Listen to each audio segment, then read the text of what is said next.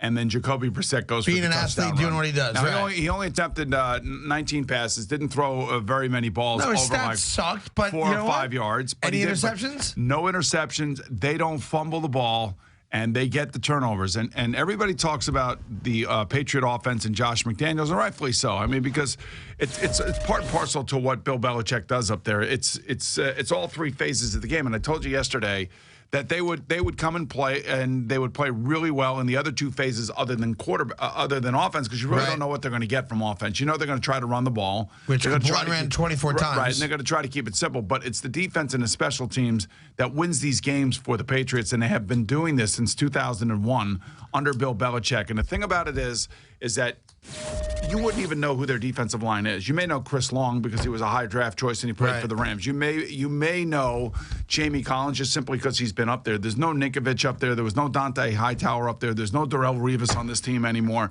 You may not know these guys, but what he does defensively, and you saw it again last night.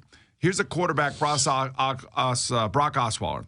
He's going to make a $72 million salary over the next 4 years. He knows that I don't know if he thinks this way, but this is the way it always happens. He knows that it's a Thursday night game. I'm talking about Osweiler. He wants to have a great game. He's got a big money contract. Sure. All of his ex-teammates in Denver and John Elway, everybody's watching. They want to see him validate this contract and all this other stuff. Now, on the other side, Belichick knows all this. Yep. So what does Belichick do? He goes, you know what? Look, all we have to do here is just remain patient. We don't have to force the issue. We don't have to blitz. We don't have to get crazy with our defense. We'll just play our man zones. We'll just do our kind of our manipulation with our defense. We'll rush 4. We'll rush 3. I think they might have blitzed Brock Osweiler once yesterday. Right. And it might have been on a run. It might have been a run down and a run blitz.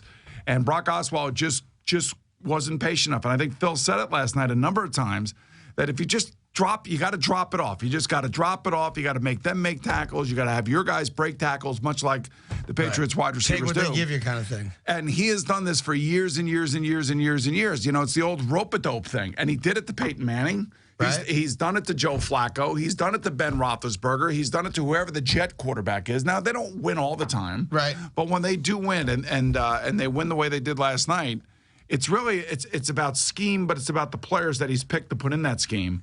And their defense was off the charts last night. They only got over the 50, I think, once. It's unbelievable. I mean, the notion of them, maybe they go 1-3, maybe they're 2-2, maybe they're 4. It was about as clean a game from the standpoint of your special teams and your defense. But your other point was right, too. You talking about two, backup quarterbacks, they don't turn the ball over.